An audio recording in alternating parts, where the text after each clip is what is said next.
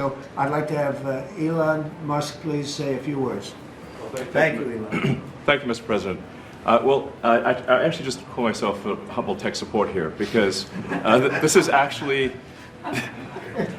as crazy as it sounds, that is almost a literal description of the work that the Doge team is doing, is helping fix the government computer systems. Many of these systems are extremely old. They don't communicate. There are a lot of mistakes in the systems.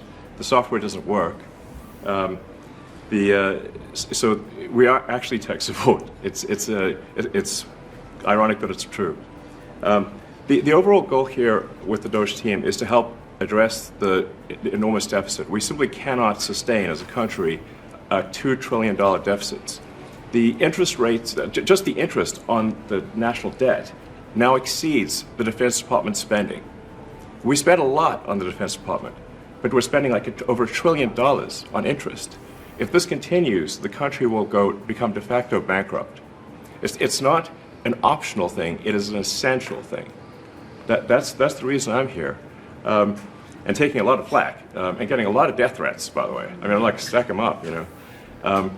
But if we don't do this, America will go bankrupt. That's why it has to be done. And I'm confident at this point, knock on wood, you know, knock on my wooden head, there's a lot of wood up there, that we can actually find $1 trillion in savings. That would be roughly 15% of the $7 trillion budget. And obviously that can only be done with the support of everyone in this room. And I'd like to thank everyone for your support. Thank you very much. This can only be done with your support. So it's really, Doge is a support function for the President and for the agencies and departments to help achieve those savings and to effectively find 15% in reduction in fraud and waste.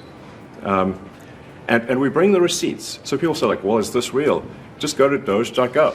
We line item by line item, we specify each item. So, and I should say, we will make mistakes. We won't be perfect, but when we make a mistake, we'll fix it very quickly. So, for example, with USAID, one of the things we accidentally canceled very briefly was Ebola, Ebola prevention. I think we all want Ebola prevention. So we restored the Ebola prevention immediately, and there was no interruption.